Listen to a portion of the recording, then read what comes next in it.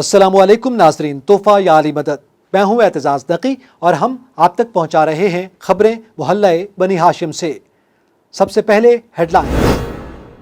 بساط الٹ گئی، دراڑیں پڑ گئیں، یزید اور ابن زیاد کی شدید مخالفت۔ یزید کی بیوی ہند بھی دربار میں سراپا احتجاج، یزید کے اقدام کی مذمت۔ امن و امان سبوتاج، نقص امن کا خطرہ، اسیران کے مکان کو سب جیل قرار دے دیا گیا۔ دمشق میں تاریخ کا پہلا عزاخانہ اور عزاداری کا مرکز قائم، گریہ و ماتمداری۔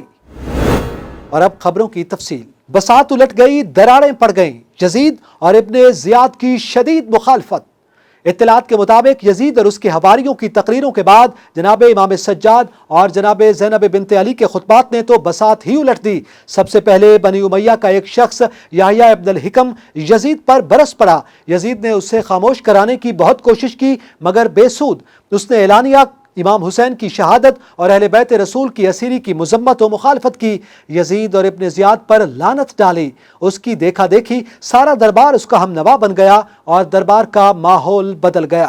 یزید کی بیوی ہند بھی دربار میں سراپا احتجاج، یزید کے اقدام کی سخت مذمت۔ دربار میں ہاہاکار کیا مچی ہے، یزید کے گھر میں بھی کوہرام مچ گیا۔ اس کی بیوی ہند بنت عبداللہ ابن عامر بن کریز دربار میں آ گئی۔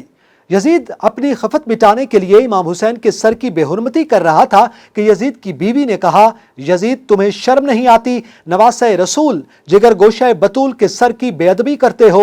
یزید اور خوفزدہ ہو گیا اور اس نے حکم دیا کہ سارے اسیران اہل بیت زندان بھجوا دیے جائیں۔ دربار میں موجود ایک صحابی رسول ابو حرزہ اسلمی کھڑے ہو گئے اور یزید سے کہا کہ اپنے نبی کے گھر والوں سے تو نے جو سلوک کیا ہے، حضور پاک تمہاری شفاعت کیسے کریں گے؟ جن ہونٹوں کی تم گستاخی کر رہے ہو، میں نے اپنی آنکھوں سے حضور پاک کو انہیں چومتے دیکھا ہے۔